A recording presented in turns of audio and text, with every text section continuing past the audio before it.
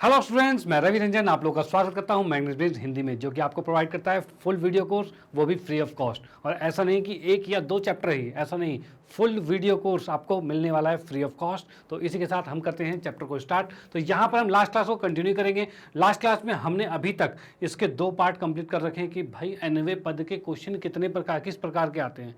तो भाई बोर्ड में जो जो क्वेश्चन पूछे जा रहे हैं उसी के आधार पर हमने इसके पार्ट डिवाइड किए हैं। भाई पार्ट में हर एक तरीके के क्वेश्चन लेके आए हैं, ठीक है, कि भाई ये क्वेश्चन भी पूछे जा चुके हैं, ये क्वेश्चन भी पूछे जा रहे हैं, उस अकॉर्डिंग ये पूरी चल रहा है, ठीक है। चलो भाई अब स्टार्ट करते हैं, तीसरे पार्ट की बात करते हैं। तीसरे पार्ट में हमने कौन कौन से क्वेश्चन लिए हैं और किस तरह के क्वेश्चन लिए हैं। तो यहाँ हम देख रहे हैं इस तरह के क्वेश्चन मिलेंगे आपको, जैसे कि कुछ पद आपको दे रखे हैं, दूसरे पद भी आपको दे रखे हैं, उस हिसाब से हमें कोई और पद निकालने हैं, ठीक है। इस तरह के क्वेश्चन, जैसा कि ये क्वेश्चन आपके पास है, क्या है, यदि एक समांतर श्रेणी है जिसका छठवां पद 12 है, आठवां पद 22 है, तो इसका द्वितीय पद तथा एनवा पद ज्ञात करना है, मतलब दूसरा और एनवा पद ज्ञात करना है। तो जो क्वेश्चन में दिया है पहले हम लिखते हैं। तो भाई इसमें देख सकते हैं हम, इसमें दिया है छठवां पद जो है वो 12 है, यानी हम लिखेंगे a + 5d बराबर में 12 आएगा, ठीक है। उसके बाद है आठवां पद जो है वो 22 है, यानी हम लिखेंगे a + 7d बराबर में 22 है, ठीक है। इसके कंसेप्ट वीडियो को देखना मत भूलना, ठीक है। पहले कंसेप्ट वीडियो देख लीजिएगा तो ये चीज़ें बिल्कुल आसान लगने लग जाएगी, और नहीं तो फिर ऐसा लगेगा भाई ये आ कहाँ से रहा है, मैंने आठवें को a + 7d लिख कैसे दिया, ठीक है। तो कंसेप्ट वीडियो देखना बहुत ज़रूरी है। अगर आपको समझ में आ रहा है तो बहुत अच्छी बात, लेकिन नहीं समझ में आएगा तो फिर आप पहले कंसेप्ट वीडियो देखिए, उसके बाद ये इंपॉर्टेंट क्वेश्चन आपके दिमाग में बिल्कुल फिट हो जाएंगे, ठीक है। चलो भाई, तो यहाँ पर हम देख पा रहे हैं कि a6 को हमने a + 5d बराबर 12 लिखा, a8 को a + 7d बराबर में 22 लिखा, ये दूसरा हो गया और ये पहला हो गया। हमें क्या करना होता है, जब भी ऐसी चीज़ें दी होती है तो हमें पहले ए और डी निकालना होता है। वो कैसे निकलेगा, तो इन दोनों में हम करेंगे विलोपन विधि। कर लेते हैं भाई, हम करेंगे क्या, समीकरण 1 तथा 2 के अनुसार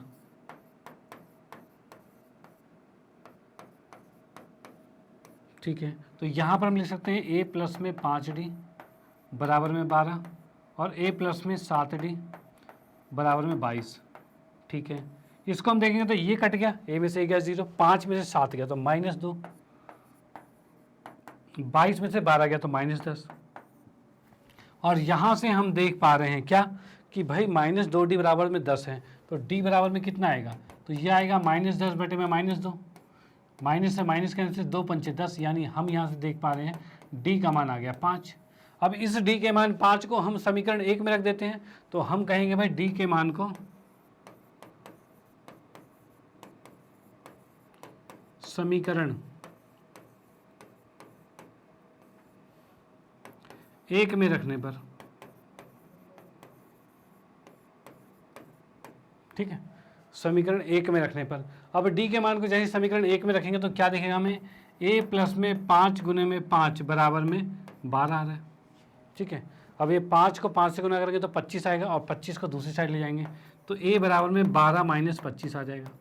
और यहाँ से हम देख पा रहे हैं ये आ गया -13, यानी हमने देख लिया पहला पद तो आ गया -13, ठीक है, और सारवंतर आ गया 5। अब इसी के अनुसार हम निकालेंगे क्या, द्वितीय और एनवा पद, दोनों चीज़ निकालते हैं। चलो ठीक है, इसमें इसको क्लियर करते हैं। अब निकालना है हमें द्वितीय पद और एनवा पद। द्वितीय पद को लिख सकते हैं a + d, ठीक है, और a का मान हमारा कितना आया था, तो इसमें हम देख पा रहे हैं भाई a का मान -13 है और d का मान 5 है, ठीक है भाई, a का मान -13, d का मान 5 है। a 2 निकालना है तो इसमें हम रखेंगे क्या, तो ये -13 और प्लस में 5, यानी कितना आ रहा है, तो ये आ जाएगा 8 आ जाएगा माइनस का, ठीक है, यानी दूसरा पद आ गया हमारे पास -8। डन, एक आंसर आ गया। दूसरा कहा है इसने an निकालने के लिए, जो कि आएगा a + n - 1 गुने में d, ये चीज़ आएगा आपके पास, ठीक है। a का मान कितना है तो -13 और प्लस में n - 1 और d का मान कितना है तो 5। इस 5 को अंदर गुना कर देंगे, अंदर गुना करते ही क्या हो जाएगा, 5n - 5 हो जाएगा। अब भाई -13 और -5 कितना होगा, तो -18, तो हमने लिखा -18 प्लस में 5n, तो ये हमारा आ गया an। यहाँ से हमने an को भी ज्ञात कर लिया, an का मान -18 प्लस 5n और a2 आ गया वो -8 आ गया, ठीक है। तो ये हमारा कंफर्म हो गया आंसर। जो कि इसके अंदर हमें निकालना था। तो कहने का मतलब क्या समझ में आया आपके कि भाई जब भी ऐसी दो कंडीशन दी रहे तो पहला काम है ए और डी को निकालना, उसके बाद कोई भी पद कहे निकाल लें, सब निकल जाएगा। ठीक है, चलो भाई इसको इरेज करते हैं और आते हैं नेक्स्ट क्वेश्चन पे। इसका आप स्क्रीनशॉट ले सकते हैं और इसका भी। उसके बाद हम आते हैं नेक्स्ट क्वेश्चन पे।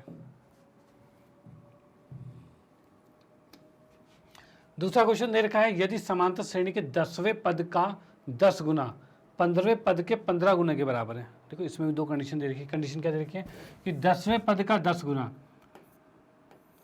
10वें पद का 10 गुना जो है वो 15वें पद के 15 गुना के बराबर है, ये इसने कह दिया है। तो दर्शाइए कि 25वां पद शून्य है। तो दर्शाइए कि 25वां पद शून्य मतलब A25 हमें निकालना है, A25 हमें सिद्ध करना है कि 0 तक आ जाए, ये सिद्ध करना है। ठीक है, तो पहले इसको सॉल्व करके देखते हैं भाई ए और डी का क्या रिलेशन आएगा। चलो भाई इसके सॉल्व में देखते हैं। A10 को लिख सकते हैं A + 9D और साथ में गुने में है 10। A15 को लिख सकते हैं A + 14D और साथ में लिख सकते हैं 15। ठीक है, 10 को जैसे ही अंदर गुना करेंगे तो क्या हो जाएगा, 10A आएगा और प्लस में 90D आ जाएगा। ठीक है, 15 को अंदर गुना करेंगे तो 15A आएगा और यहाँ पर कितना हो जाएगा, तो 15 15 225 यानी 210 आ गया। ये चीज़ आ गया। चलो भाई ठीक है, अब यहाँ से देखते हैं भाई ए और डी निकालने के लिए तो हम क्या करते हैं, 15A को इधर ले आते हैं और 90D को दूसरी तरफ लेके चले जाते हैं। 15A को इधर लाओगे तो 10A माइनस में 15A बराबर में 210D माइनस में 90D, ये चीज़ आ गया। ये बच गया -5A बराबर में इसको माइनस करते के साथ कितना आ गया, ये आ गया हमारे पास 120D और A का मान यहाँ से निकालना चाहें तो कितना आ जाएगा, 120D बटे में -5, ये आएगा। ठीक है, इसको अगर हम भाग करते हैं तो 5 दूनी 10 5 चौक 20, यानी हम यहाँ से कह पा रहे हैं कि A का मान आ गया -24D आ गया। ठीक है, A का मान आ गया -24D। अब हमें निकालना है A25। A25 को क्या लिख सकते हैं भाई, A प्लस में 24D लिखेंगे, ये लिखेंगे और A का मान आया है -24D, उसको रखते हैं, रखते देखो आ गया 0, बिल्कुल आ गया 0। भाई इसको रखा -24D प्लस में 24 और इसको माइनस प्लस मिलके क्या होगा 0, यानी हम देख पा रहे हैं A25 आ गया 0, हो गया आंसर। ठीक है, तो आप इस क्वेश्चन को इस तरीके से कर सकते हैं। देखो देखने में डर लग जाएगा भाई क्या हो गया, कुछ नया सा आ गया, नया कुछ नहीं है। आप इसको जस्ट करते जाओ उसी अकॉर्डिंग, जो भी आपको दिया है उसको बस A10 है तो A + 9D लिखा, A15 है तो A + 14D लिखा। आप सॉल्व करते जाओगे, एक रिलेशन आएगा A और D का और उसको A25 के अंदर पुट करोगे, अपने आप आंसर आ जाएगा। ठीक है, चलो भाई इसके बाद आते हैं नेक्स्ट क्वेश्चन पे। इसको आप स्क्रीनशॉट ले सकते हैं, नोट कर सकते हैं।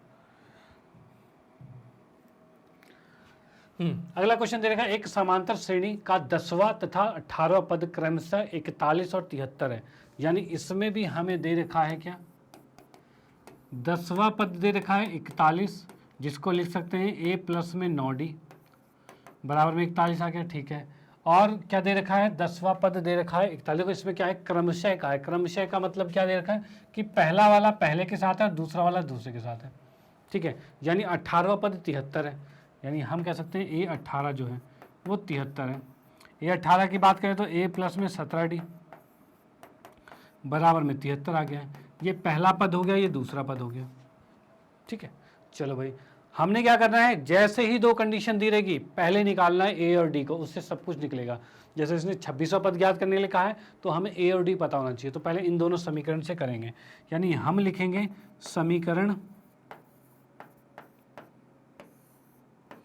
1 तथा 2 के अनुसार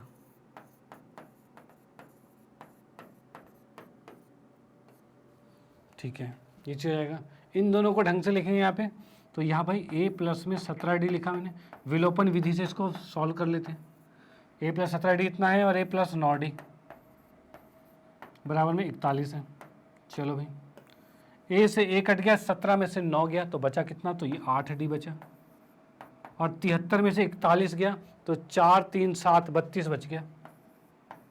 ठीक है, अब हम इसमें क्या लिख सकते हैं भाई, D का मान निकालेंगे।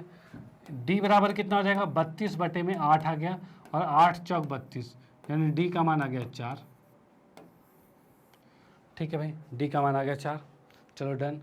अब आ गया डी का मान 4, इस डी को उठा के पहले समीकरण में रख देते हैं। तो हम लिखेंगे डी के मान को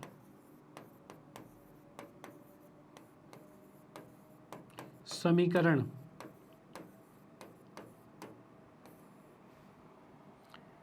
1 में रखने पर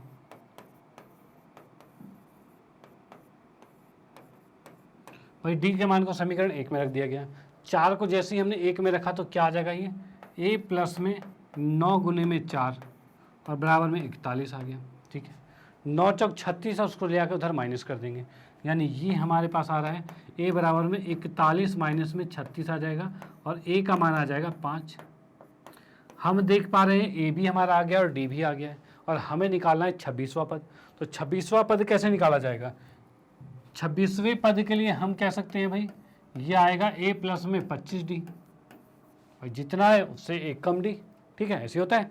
चलो भाई ठीक है, ए हमारे पास कितना आ रखा है, तो ए आ रखा है 5 और डी आ रखा है 4, उसको रख देते हैं यहाँ पे। ए को रखा 5 और डी को रख दिया 4, तो 25 चौके 100 और ये आ गया 105, यानी ए 26 जो है 105 आ गया। चलो भाई ये आंसर हमारा आ गया, यानी हम यहाँ से ए 26 बड़े आराम से निकाल पा रहे हैं क्योंकि हमने ए और डी निकाल लिया है। ठीक है, चलो भाई आप इसको नोट कर सकते हैं, स्क्रीनशॉट ले सकते हैं। फिर आते हैं नेक्स्ट क्वेश्चन पे, इसको भी लिख लीजिए, ये भी है और ये भी है। ठीक है, नेक्स्ट क्या है हमारे पास, एक समांतर श्रेणी के 24वां पद 10वें पद के 2 गुने के बराबर है। अब जो कंडीशन दी है वो दी लिखिए। क्या लिखा है, 24वां पद, जो 24वां पद है वो 10वें पद के 2 गुने के बराबर है, ये क्या रखा है।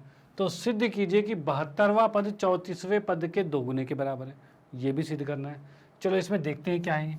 इससे एक रिलेशन निकालेंगे जो दूसरे में रखेंगे, इससे एक रिलेशन निकालेंगे जो दूसरे में रखेंगे, तब वो सिद्ध होगा। तो भाई इसको सॉल्व करेंगे तभी रिलेशन आएगा। इस A24 को लिखा जा सकता है ए प्लस में 23d, इसको लिखा जाता है ए प्लस में 9d। ठीक है, इसको लिख सकते हैं तो ए प्लस में 23d बराबर में 2a प्लस में 18d। ठीक है, नीचे आ गया। इस d को उठा के इधर लाते हैं, a को उठा के उधर लेके जाते हैं, तो हम कह सकते हैं भाई 23d माइनस में 18d होगा। इस a को उधर ले आएंगे तो 2a माइनस में a आएगा। इसको लिखा जा सकता है 5d बराबर में a आ गया, यानी यहाँ से हमारा a और d का रिलेशन क्या आ गया कि a बराबर में 5d है। ठीक है, चलो भाई उसके बाद क्वेश्चन में कहा था क्या कि हमें सिद्ध करना है A72, तो A72 बराबर कितना सिद्ध करना है, 2 गुना है A34 के, ये सिद्ध करना है। तो A72 को ही लिखते हैं हम, चलो 2 गुने में A34 लिख लेते हैं, ये हमें सिद्ध करना है। ठीक है, A72 को क्या लिखा जा सकता है, तो मैं यहीं एक बार नीचे लिख देता हूँ, a प्लस में 71d बराबर में 2 गुने में a प्लस में 33d, ये होगा। इस 2 को जैसे ही अंदर गुना करेंगे तो क्या आ जाएगा, ये a प्लस में 71d बराबर में 2 प्लस में, जो 2 से गुना करते 2a आएगा और 66d आएगा, 2a प्लस में 66d आ जाएगा। ठीक है, अब जो a का मान आया है वो यहाँ रख देते हैं। तो a का मान कितना था, इसको समीकरण 1 मान लिया। अब a के मान को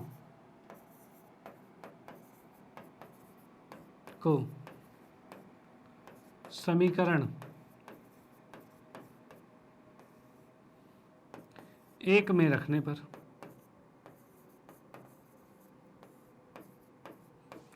देखो a के मान को समीकरण 1 में रखने पर a का मान जैसे समीकरण 1 में रखा तो a का मान क्या था 5d, 5d को इसमें रखा तो क्या आ जाएगा, ये 5d प्लस में 71d बराबर में 2 गुने में 5d प्लस में 66d। यहाँ से देख सकते हैं ये आ रहा है 76d और ये कितना आ रहा है 5 दूनी 10 और 66 कितना होगा 76d, और यहाँ से हम देख पा रहे हैं तो दोनों बराबर हो गया। तो हमने लिख लिया कि भाई यहाँ पर LHS जो है बराबर हो गया RHS के, और यही हमें निकालना था। ठीक है कि भाई 72वां पद जो है 34वें पद के 2 गुने के बराबर है, तो 2 गुने के बराबर आ चुका है। ओके, चलो भाई ठीक है, इसको आप नोट कर सकते हो। उसके बाद आते हैं हम नेक्स्ट क्वेश्चन पे। ओके, तो ये नेक्स्ट क्वेश्चन हमारे पास है, यदि एक समांतर श्रेणी का चतुर्थ तथा आठवें पदों का योग 24 है। यहाँ का दे रखा है चौथा पद और आठवां पद, इन दोनों का योग 24 दे रखा है। यानी हम क्या कह सकते हैं भाई, जो दिया है वो लिख लेते हैं पहले। क्या दे रखा है, चौथा पद है और आठवां पद है, इनका योग दे रखा है 24। चलो भाई ठीक है। उसके बाद कह रहा है छठे तथा 10वें पद का योग कितना है, 34 है। तो पहले इसको कंप्लीट करते हैं भाई। ए चौथा, इसको लिख सकते हैं ए प्लस 2d। आठवें को क्या लिखेंगे, ये 2d नहीं आएगा, 3d आएगा। ये इसको हम लिख सकते हैं, 4 है तो a प्लस 3d आएगा। ठीक है, ए 8 की बात करें तो a प्लस में 7d आएगा और बराबर में 24 आ रखा है। यानी इसको लिखा जाए a और a तो 2a आ जाएगा, प्लस में 10d आ जाएगा और बराबर में 24 है। और ये आ गया समीकरण 1। ये हमारा हल चल रहा है। ठीक है, ठीक है। सेकंड क्या रखा है इसने, छठे तथा 10वें पदों का योग 34 है। छठा पद क्या होगा, छठा पद तथा में 10वां पद, 10वें पदों का योग दे रखा है 34। इसको लिखेंगे तो a प्लस में 5d आएगा, 10वें को लिखेंगे तो a प्लस में 9d आएगा और बराबर में 34 है। यहाँ पर a और a की बात करें तो ये 2a आएगा और 9 5 14 आएगा और बराबर में 34 आ गया। चलो ठीक है, ये आ गया। तो ये आ गया तुम्हारा दूसरा समीकरण। ठीक है, अब इसमें हम लिखेंगे समीकरण 1 और 2 के अनुसार, क्योंकि दोनों को करना है हल में। तो हम लिखेंगे समीकरण 1 तथा 2 के अनुसार।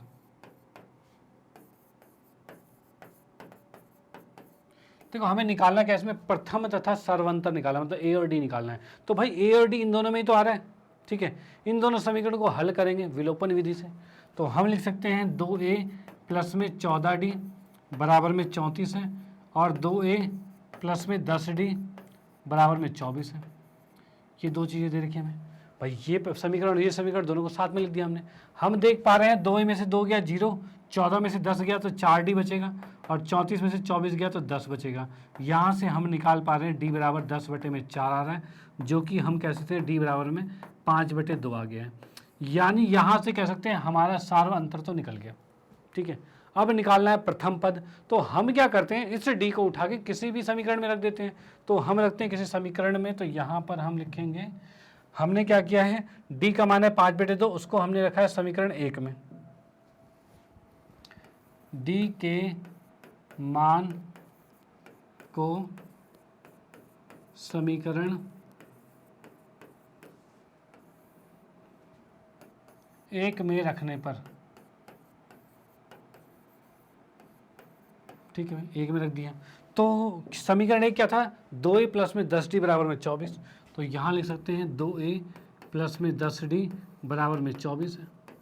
अब भाई a तो हमें पता नहीं, वो तो निकालना है। 10d हमें दे रखा है 5/2, भाई d तो 5/2 दे रखा था। ठीक है, बराबर में 24 है। 2 से 10 को हमने भाग किया तो 5 आ रहा है और 5 25 आ रहा है। यानी 2a प्लस में 25 है, 25 को उठा के दूसरी तरफ लेके जाएंगे तो कितना आएगा, 24 माइनस में 25 आएगा। अब यहाँ से हम देख पा रहे हैं 24 में से 25 गया तो -1 बचा और बटे में 2, ये 2 नीचे आ जाएगा।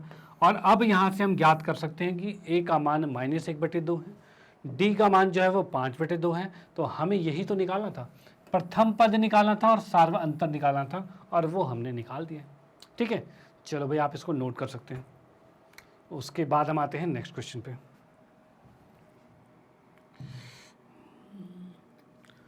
अगला क्वेश्चन में देखा, एक समांतर श्रेणी में 60 पद हैं, यानी कुल पद कितने, 60। यानी हम कह सकते हैं इसमें n का मान 60 दे रखा है भाई, कुल जो है 60 है। ठीक है, यदि उसका प्रथम पद तथा अंतिम पद 7 और 25 है, यानी क्रमशः, मतलब प्रथम जो है वो 7 है और अंतिम जो है वो 125 है। तो प्रथम पद को a कहते हैं जो कि 7 है, अंतिम मतलब कुल पद अगर 60 है, अंतिम पद वैसे an को कहते हैं। ठीक है, और n का मान 60 है तो n को हम यहाँ पर क्या लिख सकते हैं, 60 लिख सकते हैं। तो हमने लिखा इसको 60। ठीक है, तो ये कितना दे रखा है हमें, अंतिम पद दे रखा है 125।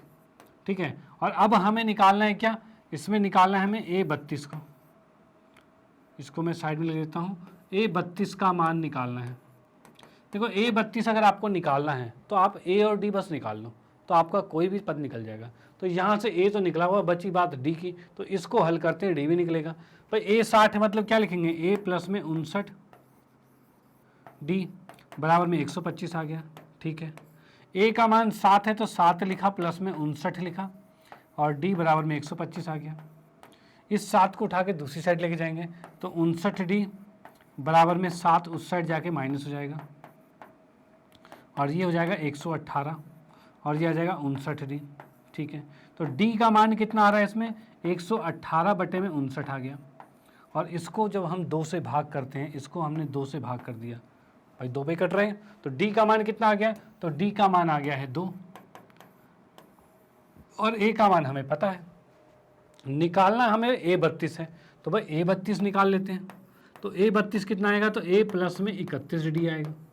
चलो भाई ठीक है, ए प्लस 31 डी में ए का मान दे रखा है 7, तो हमने लिखा है इसे 7 और 31 का 31 और डी का मान आ गया 2, तो हम इसको लिख सकते हैं 31 दूनी 62 और 62 और 7 69 हो जाएगा। यानी हम देख पा रहे हैं ए 32 का मान जो आ गया वो कितना आ गया, 69 आ गया। ठीक है, चलो भाई, तो यहाँ पर सोचने की ज़रूरत नहीं है, करते जाओ, चीज़ें आराम से आसान होगी। ठीक है, बस वीडियो देखते जाओ और प्रैक्टिस करते जाओ, सारी चीज़ें क्लियर होती जाएगी। तो यहाँ पर ये वीडियो आपका ये क्वेश्चन सॉल्व हो गया है बहुत आसान तरीके से, तो इसका आप स्क्रीनशॉट ले लीजिए या नोट कर लीजिए। उसके बाद आते हैं हम नेक्स्ट क्वेश्चन पे। अगला क्वेश्चन देखा है, 2 अंकों वाली कितनी संख्याएं 3 से भाज्य है। भाई 2 अंकों वाली कितनी संख्याएं होती है जो 3 से भाज्य होती है। तो यहाँ पर हम देखेंगे कि 2 अंक वाली संख्या होती कौन सी, तो 10 से लेकर 99 तक जो होती है वो 2 अंक वाली संख्या होती है। लेकिन इसने कहा है 3 से भाज्य, तो 3 से भाज्य 10 तो नहीं है, तो 10 के बाद कौन सी संख्या आती है, मतलब पहली कौन सी संख्या है, पहली कौन सी 2 अंक वाली संख्या है जो 10 से विभाजित होती है। तो 11 भी नहीं है लेकिन 12 है, तो 12 से स्टार्ट करेंगे तो 12, 15, 18 और ये बढ़ते बढ़ते बढ़ते 99 तक जा रखा है। ठीक है, ये होगा। अब इसमें हमें पता है ए है 12, डी है कितना, तो 3 3 बढ़ रहा है तो 3 होगा और ए एन दे रखा है 99, ये दे रखा है। अब इसने बोला है कितनी संख्याएं, मतलब एन निकालना है हमें, एन निकालना है हमें। तो एन कैसे निकालेंगे, तो इसको थोड़ा सा खोल के लिखते हैं, एन अपने आप आएगा। भाई ए एन को जैसे ए एन को लिखा जा सकता है ए प्लस में एन माइनस 1 गुने में डी। अब ए एन हमें दे रखा है 99 और ए दे रखा है 12, एन माइनस 1, एन तो हमें निकालना ही है और डी हमारे पास है 3। ठीक है, ये 12 आ गया, प्लस में 3n आ गया, माइनस में 3 आ गया, बराबर में 99 आ गया। 12 में से 3 गया तो 9 बचा और 9 उठ के इधर आके माइनस होगा, तो हम कह सकते हैं 99 में से 9 गया और बराबर में 3n है। तो हम यहाँ पर कह सकते हैं कि ये आ गया 90, तो 3n बराबर में आ गया 90 और n का मान कितना आ गया, तो 90 बटे में 3 आ गया और 3 से इसको काटेंगे तो 30 आएगा, n का मान 30 आ गया। ठीक है भाई, n का मान 30 आ गया। यानी इससे हमें क्या पता चलता है कि 2 अंकों वाली संख्याएं जो 3 से विभाजित होती है वो कुल होते हैं 30 पद होते हैं उसमें। ठीक है, 30 पद होते हैं, 30 ऐसे ऐसे नंबर्स हैं जो कि 3 से विभाजित होते हैं और 2 अंक वाली संख्या होते हैं। ठीक है, तो आप इसको नोट कर सकते हो। इस टाइप के क्वेश्चन भी आ सकते हैं। तो यहाँ पर इस टाइप के क्वेश्चन हो गए। ठीक है, अब मैं आपको बताना चाहूँगा ये, हाँ ख़त्म। ठीक है, तो यहाँ पर क्या है, टाइप 3 में जितने क्वेश्चन हमने लिए थे भाई, देख रहे थे हम किस तरह से समीकरण बना रहे थे, उसको हल कर रहे थे और उसके बाद कोई भी पद निकाल पा रहे थे ए और डी की मदद से। तो इस तरीके से, ठीक है ना, इस टाइप का क्वेश्चन जो है ये हमारे यहाँ पर ख़त्म होता है और भी टाइप के क्वेश्चन बनते हैं जो कि हम नेक्स्ट क्लास में डिस्कस करेंगे एक नेक्स्ट टाइप के साथ। ठीक है, कि भाई वो क्वेश्चंस कैसे हैं। तो यहाँ पर हमने ये टाइप के क्वेश्चन कंप्लीट कर लिए हैं। इस तरह के क्वेश्चन भी कई बार बोर्ड में पूछे जा चुके हैं और रेगुलरली पूछे भी जाते हैं। तो इसको भी करना बहुत कहते हैं ना मोस्ट इंपॉर्टेंट ये भी है आपके पास। ठीक है, ये क्वेश्चन भी मोस्ट इंपॉर्टेंट है जिसको आपको करना बिल्कुल ज़रूरी है। ठीक है, और बाकी आप लोगों को मैं बताना चाहूँगा मैग्नेट ब्रेन एक ऐसा प्लेटफॉर्म है जो कि आपको प्रोवाइड करता है 100% फ्री एजुकेशन केजी से लेकर 12th क्लास तक। इसकी वेबसाइट पर आइए और वेबसाइट पर आते ही आपको क्या दिखेगा, यहाँ पर जैसे आप इसके वेबसाइट पर आते हैं जो कि है www.magnetbrain.com। तो यहाँ पर वेबसाइट को पे क्लिक करने के साथ आपके सामने ऐसा इंटरफेस आएगा और यहाँ पर आपको सारी क्लासेस दिख जाएगी। यानी आपको यहाँ पर मिलेंगे सारे क्लासेस के वीडियोस, वो भी सिस्टमेटिक तरीके से अरेंज। यानी कईयों के कमेंट आते हैं कि यूट्यूब पर भाई वीडियोस सिस्टमेटिक तरीके तरीके से नहीं मिल पाती, उनको सारे टॉपिक्स मिल नहीं पाते हैं, तो आप उसके लिए यहाँ पर आइए मैग्नेट की वेबसाइट पे। यहाँ पर आप जिस भी क्लास पे क्लिक करोगे उस क्लास के सभी सब्जेक्ट के हर तरह के वीडियोस आपको प्रोवाइड किए जाएंगे, आपको मिल जाएंगे। इसके अंदर ढूंढने में कोई दिक्कत नहीं आने वाली। जैसे कि आप लोग हिंदी मीडियम के स्टूडेंट तो हिंदी मीडियम पे क्लिक करेंगे, क्लिक करते के साथ ही ऐसा कुछ इंटरफेस आएगा जिसमें मैं आपको दिख जाऊंगा। इसमें हम आप वॉच नाउ पे क्लिक करोगे और वॉच नाउ पे क्लिक करते हैं हमने जितने भी लेक्चर कंप्लीट किए हैं वो सारे लेक्चर आपके सामने आ जाएंगे। यानी आपको जौन से टॉपिक को पढ़ना है बस उस टॉपिक पे क्लिक कर दिए और क्लिक करते ही ऐसे वीडियो आपके सामने स्टार्ट हो जाएगी, जो कि बिल्कुल ईजी प्रोसेस है। इसी तरीके से आप अपने फ्रेंड्स में, रिलेटिव्स में, जो भी आपके जानकार में जो KG से 12 तक की क्लास में पढ़ते हैं उनको आप ये वीडियो सजेस्ट कर सकते हैं, जिससे कि उनका भी फ़ायदा हो सकता है। और इसी तरह से मैग्नेट ब्रेन में हिंदी मीडियम की कोर्सेज भी लॉन्च हैं, जो कि 6ठी से लेकर 12वीं कक्षा के सभी सब्जेक्ट के क्लासेस प्रोवाइड किए जाते हैं। तो हिंदी मीडियम के कोई भी स्टूडेंट्स आपके पास हैं उनको भी आप सजेस्ट कर सकते हैं कि भाई वो भी इससे ज्वाइन करें और इसका फ़ायदा उठाएँ। ओके, तो इसी के साथ आपको कहना चाहूँगा कि इस वीडियो को लाइक कीजिए और नए हैं तो सब्सक्राइब कीजिए और शेयर तो आप करते रहिए। Okay, bye, thank you.